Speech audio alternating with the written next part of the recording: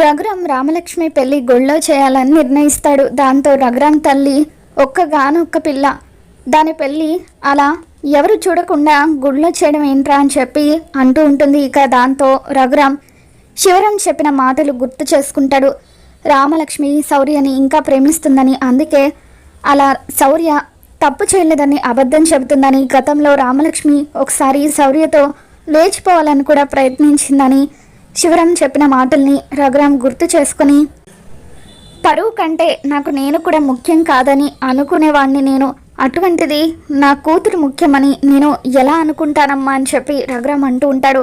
జానకి రఘురామ్ ఇద్దరు కూడా పెళ్లి పనులు చూసుకోవడానికి బయటకు వెళ్తూ ఉంటే అప్పుడు జానకి రఘురామ్తో, ఏమండి మనతో పాటు రామాన్ని కూడా తీసుకువెళ్దాం, తనకి నచ్చినవి కొనుక్కుంటుంది కదా అని చెప్పి అంటూ ఉంటే, ఇక అప్పుడు రఘురామ్, ఇకపై మనకి ఏది నచ్చుతుందో రామలక్ష్మికి కూడా అదే నచ్చాలి అని చెప్పి, రామలక్ష్మి ఏమీ రావాల్సిన అవసరం లేదు, తన ఇంట్లోనే ఉంటుంది, తనకేం కావాలో మనమే తీసుకొద్దామని చెప్పి అలా రఘురామ్ రామలక్ష్మి మీద కోపంగా ఉండడంతో తను ఏడుస్తూ లోపలికి వెళ్ళిపోతూ ఉంటుంది.